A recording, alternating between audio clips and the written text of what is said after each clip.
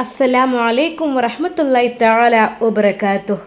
ഹുസൈനാജിയുടെ വീട്ടിലെ ഫസീലയുടെ ജീവിതം ഒരു ദിവസം കഴിഞ്ഞു. താനാകെ വലിയൊരു കെണിയിൽപ്പെട്ടു എന്നുള്ള ആ ഒരു യഥാർത്ഥ സത്യം അവൾക്ക് മനസ്സിലായി. തലേന്ന് രാത്രി ഒരുപാട് ഒച്ച വെച്ചു, ബഹളം വെച്ചു. അപ്പോഴെല്ലാം അയാൾ പറഞ്ഞത്, എടി മോളെ, നീ എത്ര തന്നെ ഇവിടെ ഒച്ചപ്പാടും ബഹളം ഉണ്ടാക്കിയിട്ട് കാര്യമില്ല. ഈ ഒരു കൊട്ടാരത്തിൻ്റെ അപ്പുറത്തേക്കായിട്ട് നിനക്ക് പോകാനും പറ്റില്ല, നിൻ്റെ ശബ്ദാരും കേൾക്കൂല. നീ എന്തൊക്കെ തന്നെ കാട്ടിയിട്ടും കാര്യമില്ല. ഇനി അഥവാ ആരെങ്കിലും തന്നെ വന്നാൽ തന്നെ എനിക്കിവിടെ കാണാൻ കഴിയും, ദാ ഈ സ്ക്രീനിലൂടെ. പിന്നെ ഒരു ദിവസമായല്ലോ, ഈ പറയണ്ടല്ലോ എനിക്ക് മക്കളുണ്ട്, ഭർത്താവുണ്ടെന്നൊക്കെ. ഒരു കുട്ടിയെയും കണ്ടില്ല കേട്ടാ. അപ്പോൾ പിന്നെ ഹുസൈനാജിക്ക് സെറ്റായി. അപ്പം നമ്മളെ ബീവിയാകാൻ ഏറ്റവും യോഗ്യത നിനക്ക് തന്നെയാണ്. ഇന്നെ നമ്മൾ കല്യാണം കഴിക്കും, എന്നിട്ടുള്ള ബാക്കി കാര്യം. എന്തേ, ഞാൻ ഇവിടെ ആണെങ്കിൽ പെണ്ണും പെടക്കോ ഇല്ലാതെ നിൽക്കുകയാണ്. ഉണ്ട് ഇവരൊക്കെ എന്ന് വെച്ചാൽ എന്താ, നമുക്ക് കണ്ണിൽ വല്ലാതെ പിടിച്ചിട്ടൊന്നുമില്ല. എന്നാലും ഓല് ആവശ്യത്തിന് നമുക്ക് വേണേനും. അതാണ്. പക്ഷേ നമ്മൾക്ക് നിങ്ങളെ പോലത്തെ ഒരു ബീവിനാണ് നമുക്ക് ആവശ്യം. അതിപ്പോൾ നമ്മളെ കൺമുമ്പിൽ കിട്ടിയേക്കണ്, റാഹത്തായി. ഫസീലയുടെ കുതന്ത്രം അവിടെ നിന്നും അവൾ മെനയുവാൻ തുടങ്ങുന്നു. ഒരിക്കലും നുസൈബ ആ വീട്ടിലേക്ക് കയറാൻ പാടില്ല. ഷമ്മാസിനത്ത് അവൾ ജീവിതം നയിക്കാനും പാടില്ല. അതുകൊണ്ട് തന്നെ അത് ആദ്യം തടയണം. ഞാൻ തടവിലകപ്പെട്ടാലും അതിനുള്ള ചിന്താഗതി ഉണ്ടാക്കിയെടുക്കണം.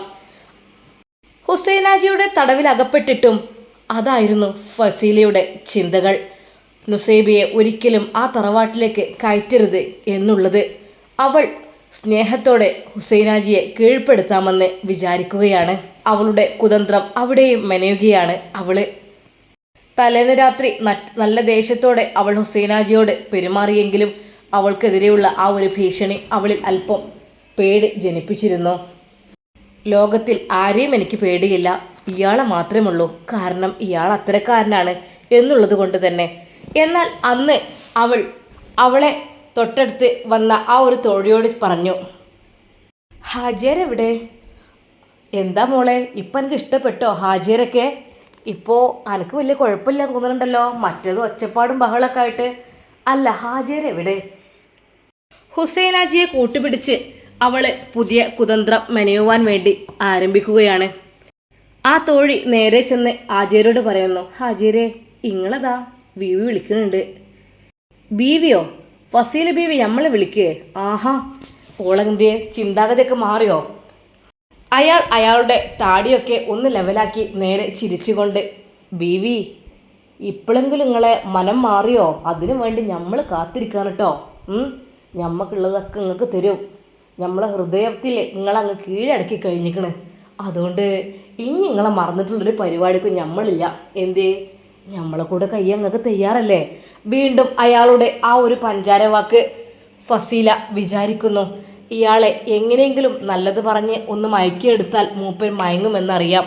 അതുകൊണ്ട് തന്നെ ഫസീല അയാളോട് പറയുന്നു, ആജരെ, ഓ എൻ്റെ മുത്തുമണി, എൻ്റെ ആ മണിമുത്ത് പോലത്തെ ആ ഒരു സൗണ്ട് കേൾക്കാൻ എന്തൊരു സുഖാണടി. ഹാജിയരെ, നിങ്ങൾക്ക് എന്നോട് സ്നേഹമുണ്ടോ? അങ്ങനെ വഴിക്ക് വാ മോളെ, അന്നോട് സ്നേഹം ഉണ്ടായിട്ടില്ലേ നമ്മളിവിടെ എന്നെ പാർപ്പിച്ചിരിക്കണത്? സ്നേഹമില്ലെങ്കിൽ അന്നോട് വിട്ടേക്കൂലേ നമ്മൾ? ഇന്നലെ ഇപ്പോൾ ഈ ഒരു ഒരുത്തിയും കൂടി വന്നു. ഓളെ നമുക്ക് അങ്ങനെ കണ്ണു പിടിച്ചില്ല. അന്നെ കണ്ടപ്പോഴല്ലേ നമ്മളെ മനസ്സിൽ മുഹബത്ത് വളർന്നത്. എന്തേ, എൻ്റെ ബീവി ആവശ്യമുള്ളതൊക്കെ പറഞ്ഞോളി. നിങ്ങൾ എന്ത് പറഞ്ഞാലും ഞമ്മക്ക് സന്തോഷമേ ഉള്ളൂ. എന്നാലും നമ്മളോടൊരു മുഹബത്ത്, അത് മാത്രമാണ് ലക്ഷ്യം. ഒരിക്കൽ നിങ്ങൾ നമ്മളെ ഭാര്യയായിട്ട് ഒന്ന് നിൽക്കണം, പൂതിയോണ്ടാണ്. അതെല്ലാം പറഞ്ഞപ്പോൾ മനസ്സിൽ ഫസീലക്ക് വെറുപ്പുണ്ട്. എങ്കിലും അവളത് പുറത്ത് കാണിച്ചില്ല. ഹാജിയരെ, നാട്ടിലൊക്കെ വലിയ വലിയ കല്യാണങ്ങളൊക്കെ നടക്കുകയാണ്. അപ്പോൾ അതിനെന്താ, കല്യാണത്തിന് തന്നെ നമ്മൾ കൊണ്ടുവിടുമല്ലോ. എന്താ, ഇങ്ങോട്ട് തന്നെ ഈ വണ്ടി കയറിയാൽ പോരെ? അതല്ല, എനിക്കിഷ്ടമില്ലാത്തൊരു കല്യാണം അവിടെ നടക്കുന്നുണ്ട്. അത് നടക്കാൻ പാടില്ല. അതിനു വേണ്ടിയിട്ട് ഞാൻ, എൻ്റെ പൊന്നാര ബീവി, നിങ്ങളെന്താ പറയണത്? നിങ്ങൾക്ക് എന്ത് കല്യാണം മുടക്കേണ്ടത്? അത് പറയും, നമുക്ക് എന്ത് വേണമെങ്കിലും ചെയ്യാം. ഒന്നും വേണ്ട, നിങ്ങൾ ഇവിടുന്ന് പോകാതെ എൻ്റെ കൂടെ ജീവിക്കണം, അതുള്ളൂ നമുക്ക് ആഗ്രഹം. എന്തേ, ഭാര്യയില്ലാതെ ഞാൻ നിൽക്കുകയാണ്. നിങ്ങൾ വിചാരിക്കുന്നുണ്ടാവും ഈ കണ്ട പെണ്ണുങ്ങളൊക്കെ എൻ്റെ ചുറ്റുഭാഗത്തുണ്ട്, എല്ലാവരോടും എനിക്ക് അതാണെന്ന്. ഒരിക്കലും ഇല്ല. നമുക്ക് മനസ്സ് പിടിച്ചോലെ മാത്രമേ നമ്മൾ കെട്ടുള്ളൂ. നിങ്ങളെ നല്ല മനസ്സ് പിടിച്ചുകൊണ്ട് നമ്മളവിടെ കെട്ടും. എന്തേ? ഹുസൈനാജിയുടെ ആ ഒരു വാക്ക് അവൾ ഒന്നും മിണ്ടാതെ നിന്നു. ബീവിക്ക് എന്തുണ്ടെങ്കിലും പറയാം. അപ്പോഴും അവളുടെ മനസ്സിൽ നുസൈബ ആ വീട്ടിലേക്ക് ഷമ്മാസിൻ്റെ കൂടെ ജീവിക്കാൻ പാടില്ല, അവിടേക്ക് കയറാൻ പാടില്ല, ഉമ്മയുടെ മരുമകളായി വീണ്ടും നുസൈബ വരരുത് എന്നത് മാത്രമായിരുന്നു അവളുടെ ദുഷ്ടചിന്തകളിൽ. പക്ഷേ സ്വന്തം മക്കളെ പോലും അവൾ മറക്കുകയാണ്, ഭർത്താവിനെ മറക്കുകയാണ്. എന്തായാലും വേണ്ടില്ല, ആ ഒരു സംഭവം അവിടെ നടക്കാൻ പാടില്ല. അങ്ങനെ ഒരു കല്യാണം, അതിനു വേണ്ടി എന്തൊക്കെ തന്നെയായാലും വേണ്ടില്ല. വേണമെങ്കിൽ ഹുസൈനാജിയുടെ കൂടെ കുറച്ച് ദിവസം നിന്നാലും വേണ്ടില്ല. എനിക്ക് പ്രധാനമായിട്ടൊരു ലക്ഷ്യം അവരെ കല്യാണം നടക്കരുത് എന്നത് മാത്രമാണ്. കുറച്ച് ദിവസമായാലും മജീദ് ഹുസൈനാജിയുടെ വീട്ടിലേക്ക് വന്നിട്ട് അന്നത്തെ ആ ഒരു വരവ് ശരിക്കും ഹുസൈനാജി ചോദിച്ചു, അല്ല മജീദ് ഇജെവിടേനോ, ഞമ്മക്കൊരു സ്വത്തിനെ കിട്ടിയിരിക്കണം കേട്ടോ. സ്വത്തോ? ഇങ്ങക്ക് ആജിയരെ ഇതിപ്പോൾ എന്താ ദിവസം തോറും വേറെ വേറെ ഐറ്റംസ് ആണല്ലോ, എന്തപ്പോൾ ഇത് കഥ? അല്ല ആജിയരെ, ആരാണ് എന്താ ഞമ്മക്ക് നിങ്ങൾ പരിചയപ്പെടുത്തി തരി. ഞങ്ങൾക്ക് വേണ്ടി കുറേ കല്യാണാലോചനക്ക് നമ്മൾ നടന്നിക്കണില്ലേ, എത്ര കെട്ടിച്ചാത്ത പെൺകുട്ടികൾ, കെട്ടിച്ചൊഴിവാക്കിയ കുട്ടികൾ, പിന്നെ സുന്ദരികൾ എവിടെ കണ്ട അത് നിങ്ങൾക്ക് വേണമെന്ന് പറയും. അതൊക്കെ അല്ലേ, അതിനൊക്കെ നമ്മളും കുറേ കൂട്ടും നിൽക്കണില്ലേ മജീദ്? അതൊക്കെ ശരി തന്നെയാണ്, കണക്കിന് എനിക്കാണ് തന്നും ചെയ്തിക്കണല്ലോ. ആ അതുണ്ട്, അതൊക്കെ നിങ്ങൾ കണക്കിന് നമുക്ക് തന്നിക്കണ്, കണക്കിലേറെയാണ്. അല്ല നിങ്ങളെ പുതിയ വീടിനെ നമ്മളൊന്ന് കണ്ടാട്ടെ. മജീദ് അത് പറഞ്ഞപ്പോൾ ഹുസൈനാജി ചിരിച്ചു. മജീദേ, കണ്ടാൽ എൻ്റെ കണ്ണ് മഞ്ഞളിക്കുവോ?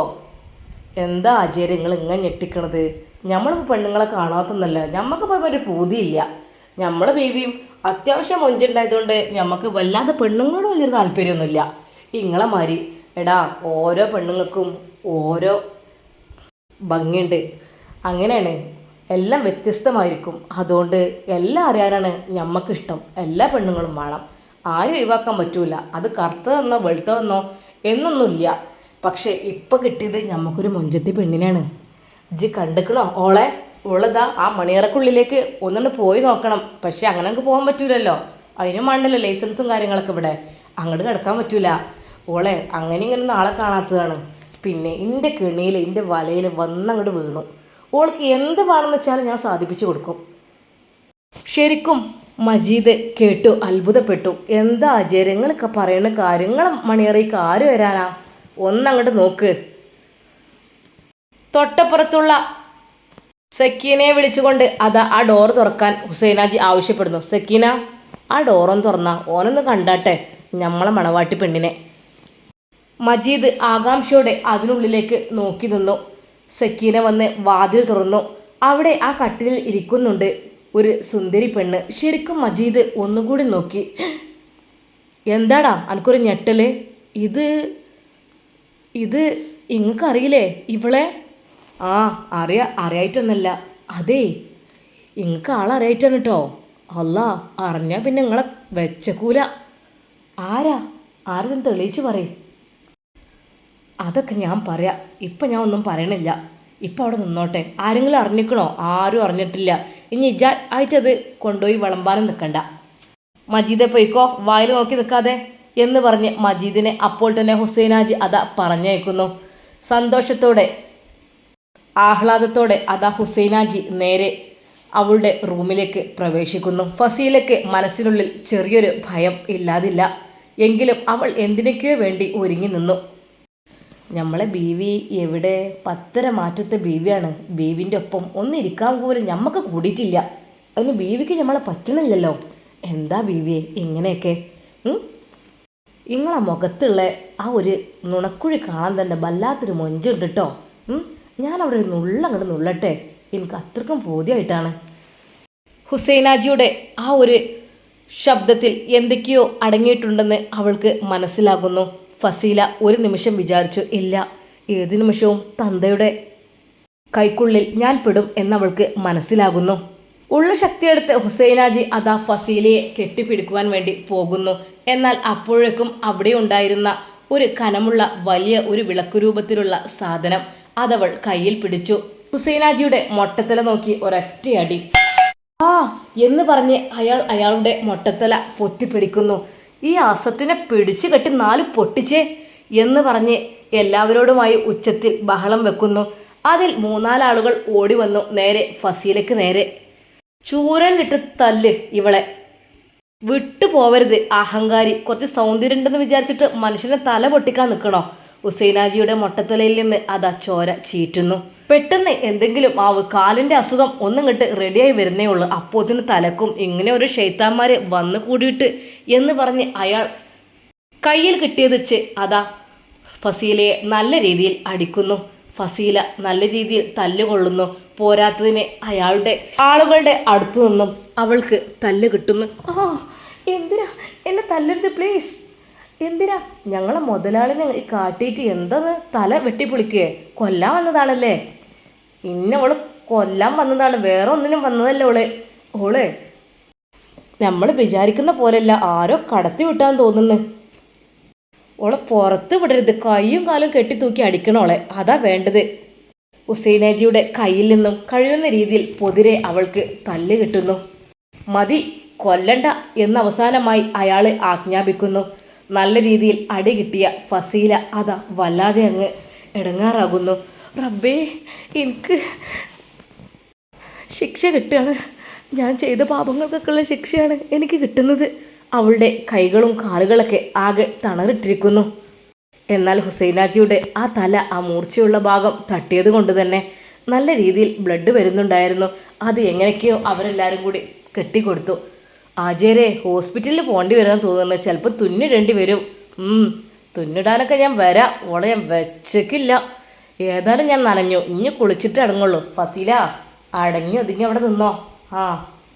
പുറത്ത് പോകുന്നുള്ള ഒരു മോഹം ഇജ്ജ് കരുതണ്ട, അവിടെ നിൽക്ക്. അനക്കുള്ള ഞാൻ വെച്ചിട്ടുണ്ട്. ഒരു പെണ്ണിനെയും ഹാജിർ വെറുതെ വിടാറില്ല കേട്ടോ. ആരും എന്നെ തല്ലാൻ മാത്രം മെനക്കെട്ടിട്ടുമില്ല. ഈ എന്താ ഇങ്ങനെ, അനക്കെന്താ 2 കൊമ്പ് ഏറുണ്ടോ? ഹുസൈനാജിയുടെ ആ ഒരു വാക്കുകൾ അയാളെയും കൊണ്ട് നേരെ അതാ അപ്പോൾ തന്നെ ഹോസ്പിറ്റലിലേക്ക് പോകുന്നു. അവളാകെ പേടിച്ച് വിറച്ച് ദേഷ്യവും സങ്കടവും ഉള്ളിലൊതുക്കി അവൾ കരയുകയാണ്. എൻ്റെ ഭാഗത്ത് നിന്ന് തെറ്റ്. അയാൾ എൻ്റെ അടുത്തേക്ക് എന്തിനാ വന്നത്? എനിക്കൊരിക്കലും ഇഷ്ടമല്ല ആ വയസ്സനായ തന്തവൈബ്. അയാൾ അവൾക്ക് എന്തൊക്കെയോ ആവണമെന്ന് തോന്നി. അവളുടെ മനസ്സിനുള്ളിൽ എന്തൊക്കെയോ മാനസികമായി പിരിമുറുക്കം ഉണ്ടാവുകയാണ്. സ്വന്തം ഭർത്താവിനെയും മക്കളെയും വിട്ട് ഈ ഒരു നീച പ്രവൃത്തിക്ക് ഞാൻ എൻ്റെ കൂട്ടുകാരിയെയും കൂട്ടുപിടിച്ച് വന്നു. ഇപ്പോഴിതാ ഇനി എന്തൊക്കെയാണ് ഉണ്ടാവുന്നാവോ? അയാളിപ്പോൾ കയറി വരുമായിരിക്കും.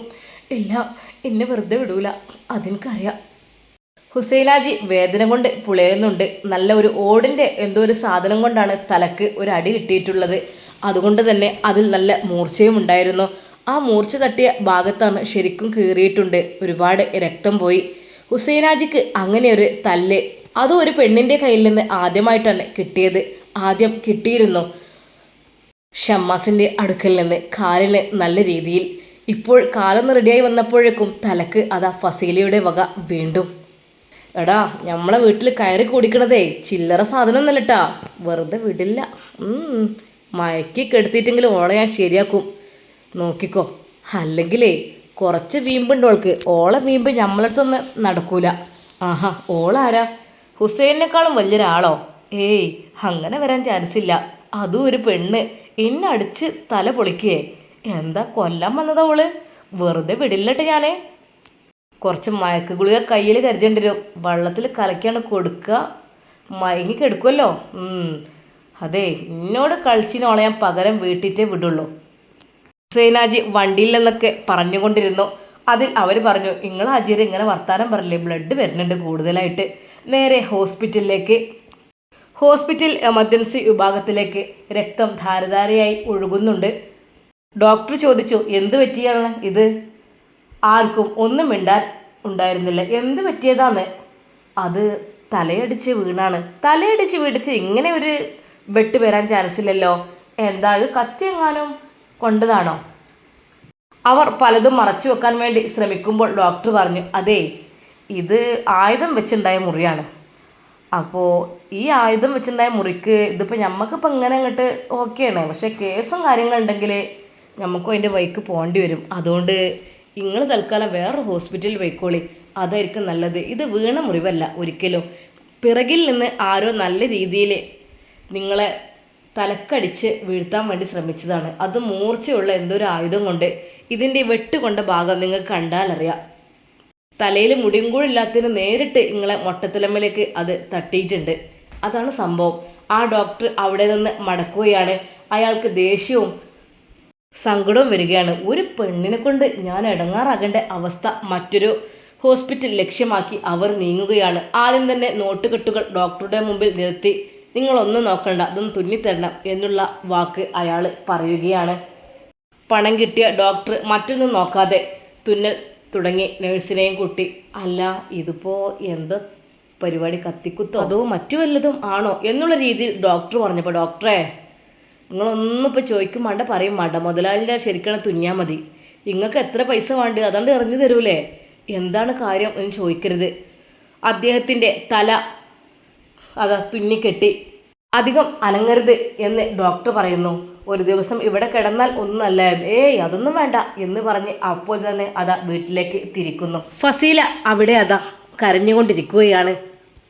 അവൾ ചെയ്ത ഓരോ കുറ്റങ്ങളുടെ പകരം ആയിക്കൊണ്ട് അവൾക്ക് ഇവിടെ നിന്ന് തന്നെ കിട്ടിക്കൊണ്ടിരിക്കുന്നു. അവൾ എന്തൊക്കെയോ ഓർത്തു, മക്കളെ ഓർത്തു, ഒരു നിമിഷം കുഞ്ഞുവാവയെ കാണണമെന്ന് ഓർത്തു, നവാസ്കയെ ഓർത്തു. പിന്നീട് ആണ് ഷമ്മാസിൻ്റെ മുഖം മനസ്സിലേക്ക് തെളിഞ്ഞു വന്നത്. ഇല്ലടാ, സമ്മതിക്കൂല, എന്തൊക്കെ തന്നെയാലും നുസൈബയുടെ കൂടെ ജീവിക്കാം, നിന്നെ സമ്മതിക്കൂല. എടി നുസൈബ, എന്നെക്കാളും വലിയ മിടുക്കത്തിയായിട്ട് ഈ അങ്ങോട്ട് കയറി വരണ്ട കേട്ടോ, അതിന് ഞാൻ സമ്മതിക്കൂല, അതിനെന്തായാലും വേണ്ടിയില്ല. അപ്പോഴും അവളുടെ മനസ്സിലുള്ള ചിന്ത അതായിരുന്നു. ഇത്രയൊക്കെ ശിക്ഷ ഏൽക്കേണ്ടി വന്നിട്ടും അവളുടെ മനസ്സിൽ യാതൊരു രീതിയിലുള്ള സഹതാപവും ഒന്നുമില്ല. ഹുസൈനാജി തല കെട്ടിക്കൊണ്ട് അയാളുടെ കൊട്ടാരത്തിലേക്ക് കയറി ചെല്ലുന്നു. കാല് ഒന്ന് റെഡിയായി വരുന്നേ ഉള്ളൂ, അപ്പോഴേക്കും തല കൊയ്യാനാണ് ആ പിശാച്ച് തീരുമാനിക്കുന്നത്. നേരെ ഫസീല കിടക്കുന്ന ആ റൂമിലേക്ക് ഹുസൈനാജി കയറി ചെല്ലുന്നു. എടി പിശാച്ചേ, നീ സുന്ദരിയല്ല, നീ പിശാച്ചാണെന്നുള്ള കാര്യം ഇപ്പോഴാണ് എനിക്ക് മനസ്സിലായത്. നിന്റെ മനസ്സ് ചതിച്ച് കൊല്ലാനായിരുന്നില്ലേ എന്നെ പ്ലാനിങ്. തല പൊളിയാത്തത് ഭാഗ്യം പൊളിഞ്ഞിട്ടുണ്ട്. ഹാജിയരെ, ഇങ്ങളിപ്പോൾ തന്നെ ഇങ്ങനെ മിണ്ടലും പറയലും തുടങ്ങിയില്ലേ? അവളെ കൂടെ അവിടെ ഞാൻ കെടുക്കുന്നു. എന്തേ ആചാര്യ, വേണ്ടാത്ത പണിക്ക് നിൽക്കണ്ട. ഓൾ ഇനി ഉറക്കത്തിൽ നിങ്ങളെന്തേലും കാട്ടിയാലോ? ചങ്ക് പിടിച്ച് കൊല്ലാനും മടുക്കൂല കേട്ടോ. നിങ്ങളിങ്ങോട്ട് വിട്ട് കിടന്നോളി. കൂടെയുള്ളവർ അത് പറഞ്ഞു. ആചാര്യ, നിങ്ങളെങ്ങാനും നഷ്ടപ്പെട്ട നമ്മളെ ജീവിതമാർഗം നഷ്ടപ്പെട്ടു കേട്ടോ. നിങ്ങൾ വല്ലാതെ അങ്ങനെ പറയില്ലേ. തൽക്കാലം നിങ്ങൾ ഇവിടെ എവിടെയെങ്കിലും റെസ്റ്റ് എടുക്കുക. 4-5 തുന്നുണ്ട് തലക്ക്. പിശാച്ച് കാട്ടിക്കൂട്ടിയതല്ലേ. ഫസീല അയാളെ ദേഷ്യത്തോടെ നോക്കിക്കൊണ്ടിരുന്നു. അവളുടെ നോട്ടം കണ്ടപ്പോൾ തന്നെ ഹുസൈനാജിക്ക് ബോധ്യമാവുകയാണ്, ഇത് മനുഷ്യ സ്ത്രീയൊന്നല്ല, ഇത് പിശാച്ചാണ്. കണ്ടിലെ കണ്ണെന്ന് തീ വരുന്നത്.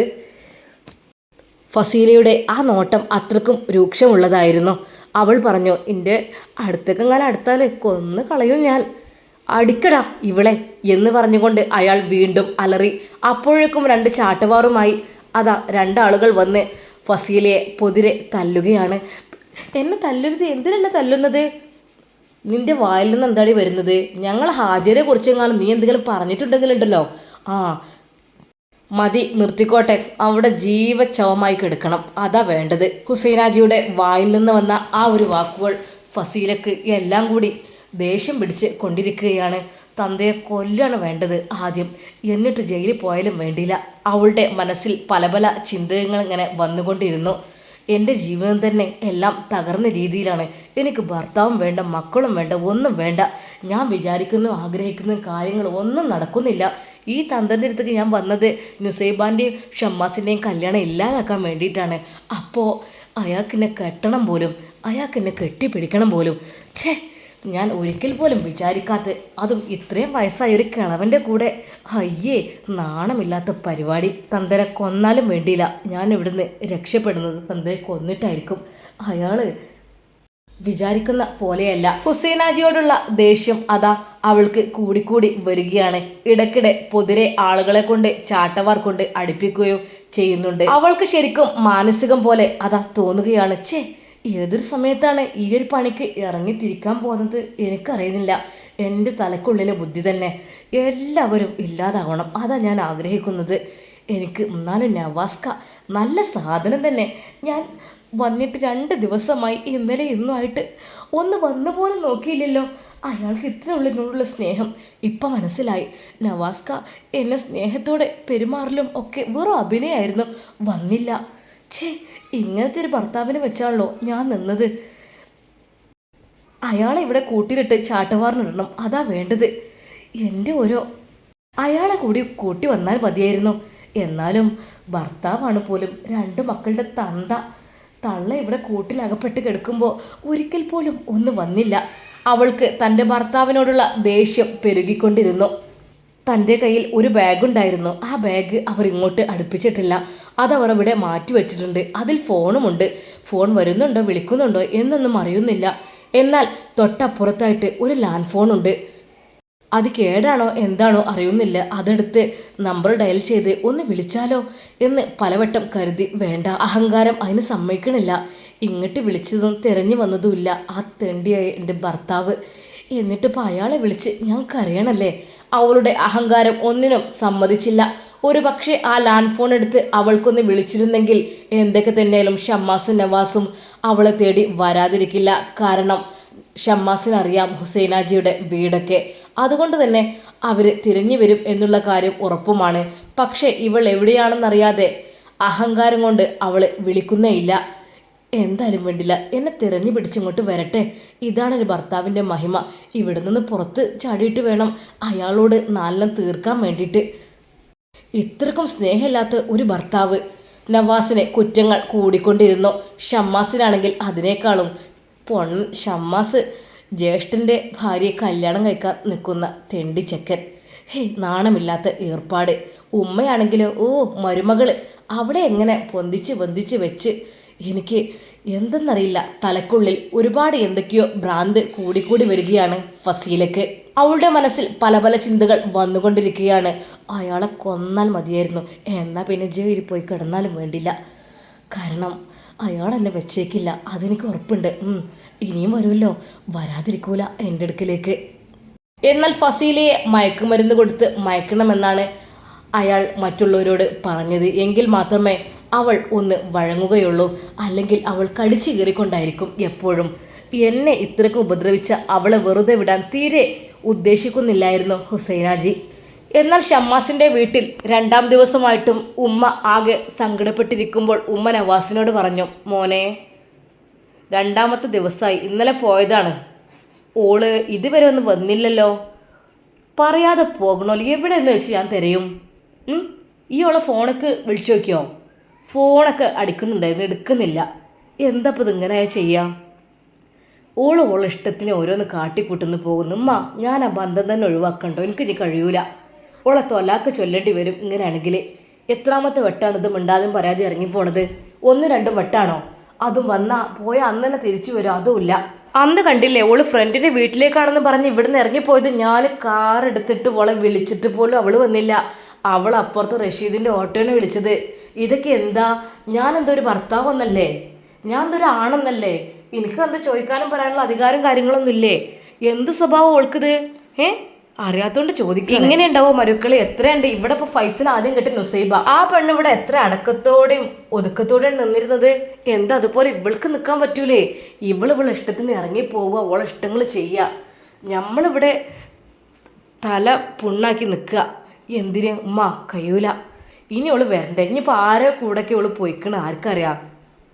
എനിക്ക് ഒരു വിശ്വാസവും അവളല്ല. അവൾ എന്താ ചെയ്യണം, അവൾ എന്താ കാട്ടണം, അവൾ ആരെ കൂടെ നിൽക്കണേ, അതൊക്കെ എനിക്കറിയാം. അന്ന് ഫ്രണ്ട്സുകളുടെ കൂടെ ഒരു ടൂർ എന്നൊക്കെ പറഞ്ഞിട്ട് ആണുങ്ങളും പെണ്ണുങ്ങളും പഴകി കലർന്ന് ഡാൻസും പാട്ടും കൂത്തുമായിട്ട് അങ്ങനെ. എനിക്ക് ഒന്നും ഇഷ്ടമില്ല കേട്ടോ, എനിക്കത് ഇഷ്ടമല്ല. ഞാൻ ക്ഷമിച്ച് മിണ്ടാ എന്ന് അവൾ ഇന്ന് നന്നാവും നാളെ നന്നാവും എന്ന് വിചാരിച്ച് കാത്തു നിൽക്കുകയാണ്. അമ്മ ഇനിയില്ല കേട്ടാ, തൊലാക്ക് എന്നുള്ളൊരു സംഭവമുണ്ട്. അത് മിക്കവാറും അത് ഞാൻ ചൊല്ലേണ്ട അവസ്ഥയാണ്. അല്ലാതെ അവളെന്നെ മേത്തുനിന്നാണ്ട് ഒഴിവായി പോയാൽ എനിക്ക് സമാധാനമുള്ളൂ. മോനെ, ഈ എന്തീ പറയണത്? അതൊക്കെ നന്നായിക്കോളും ഉമ്മ. നിങ്ങളെന്നും നന്നായിക്കോളും എന്ന് പറഞ്ഞിട്ട് എനിക്കിപ്പോൾ തല ഉയർത്തി നടക്കാൻ പറ്റാത്ത രീതിയിലാണ്. നാട്ടുകാരറിഞ്ഞത് എന്ത് ചെയ്യും? നവാസിൻ്റെ പെണ്ണുങ്ങളെ കാണാനില്ല എന്നുള്ളൊരു വിവരം ഇപ്പോൾ അറിഞ്ഞിട്ടില്ല എവിടെയും. നവാസിൻ്റെ പെണ്ണുങ്ങളെ കാണാനില്ല, ആരുടെയും കൂടെ ചാടിപ്പോയി എന്നൊക്കെ പറഞ്ഞ് എനിക്ക് ചീത്തപ്പേര് വരുമ്മ. അതിനു മുമ്പ് എനിക്ക് അവളെ അങ്ങോട്ട് ഒഴിവാക്കണം. മക്കളുണ്ടായിക്കോട്ടെ, മക്കൾ എങ്ങനെയെങ്കിലും വളർന്നോളൂ. മക്കളെ നോക്കാം മങ്ങളില്ലേ, പിന്നെന്താ, ഞാനും ഉണ്ട്. അങ്ങനൊരു ഭാര്യനെ കൊണ്ട് നടക്കാൻ എനിക്ക് ആവൂല. അതുകൊണ്ടാണ് ഞാൻ പറയണത്. നവാസ് പൊട്ടിക്കരഞ്ഞു. അവൻ്റെ ആ ഒരു കരച്ചിൽ കണ്ട് ഉമ്മ പറഞ്ഞു, മോനെ സങ്കടപ്പെടല്ലേ, ഇന്നല്ലെങ്കിൽ നാളെ ഓൾ നന്നാവുമെന്ന് നമ്മൾ വിചാരിച്ച് കുറേ കാത്തുന്നു. മക്കളെ വിചാരിച്ചിട്ടാടാ. മക്കള് ഇനിയിപ്പോൾ ഈ വേറൊരു പെണ്ണ് കെട്ടിയാലും ഒരു എളാമ്മയുടെ കൂടെ മക്കൾ കഴിയാന്ന് വെച്ചാൽ മോനെ ഇൻ്റെതിനൊക്കെ ഒരു കണക്കും കഴിയൂല്ലേ. ഇൻ്റെതൊക്കെ ഇന്നല്ലെങ്കിൽ നാളെ ഞാൻ അങ്ങോട്ട് മരിച്ചു പോവും. അതും നിങ്ങൾ മാത്രമല്ല, ഞാനായാലും ആരായാലും അങ്ങനെ തന്നെ. മനുഷ്യൻ്റെ മരണം എന്ന ചെരുപ്പിൻ്റെ വാറ് പോലെയല്ലേ, ഏത് നിമിഷവും നമ്മളൊക്കെ മരിക്കൂലേ എന്ന് കരുതി. മോനെ അതല്ല, ഈ ഇനിയൊരു പെണ്ണിനെ കെട്ടുകയാണെങ്കിലും ആ പിഞ്ചു മക്കളെ നോക്കാൻ അവൾക്ക് ആ സ്നേഹം കൊടുക്കാൻ കഴിയോ? എന്തൊക്കെ തന്നെയല്ലേ പെറ്റ തള്ളല്ലേ ഓള്. ആ പെറ്റ തള്ളക്ക് ഉള്ള സ്നേഹം അതിനിപ്പോൾ എന്തൊക്കെ തന്നെ ചീത്ത പറഞ്ഞാലും ഓളുടെ മനസ്സിനുള്ളിൽ സ്നേഹം ഉണ്ടാവും. ആ കുട്ടികളുടെ ഉമ്മ അവൾ നിന്നല്ലേ. അവൾ തിരിച്ചു വന്ന് ഒന്ന് നന്നായി വന്നിരുന്നെങ്കിൽ. ഉമ്മയും കരഞ്ഞു. ഉമ്മ ആവൂല, ഇനി കഴിയൂല, കുറേ സഹിച്ചു, ഇനിയിപ്പോൾ നമ്മൾ തിരഞ്ഞു നടക്കും അവളെ കാണാനില്ല എന്ന് പറഞ്ഞ്. എല്ലാവരും ചോദിക്കും എവിടേക്കാടാ പോയത്, ആരെ കൂടെ പോയത്, ആരുടെയും കൂടെ ചാടിപ്പോയെന്നൊക്കെ ചോദിച്ചാൽ ഞാൻ മാനം കെടൂലമ്മ. ഇതിപ്പോൾ ആരോടും പറഞ്ഞിട്ടില്ല. ഓളൊന്ന് വരുന്നുള്ള രീതിയിലാണ്. ഇന്നിപ്പോൾ സമയം ഉച്ചയായി തുടങ്ങി, ഇപ്പോഴും ഓളെ കാണുന്നില്ല. ഓളെ വീട്ടിലേക്ക് വിളിച്ചു ചോദിച്ചപ്പോഴും പറയുന്നത് അത് ഓള് ഫ്രണ്ട്സുകളുടെ കൂടെ പോയിട്ടുണ്ടാവും, അങ്ങനെയാണ്. പിന്നെ ഇപ്പോൾ ആരോട് ചോദിക്കണേ? ഇല്ലമ്മ, ഇനി കഴിയൂല. ഓള് ആൾക്കാരെ കൊണ്ടൊക്കെ പറയിപ്പിക്കും. ഇങ്ങനെയാണെങ്കിൽ സമാധാനത്തിൽ ഒരു ജീവിതം.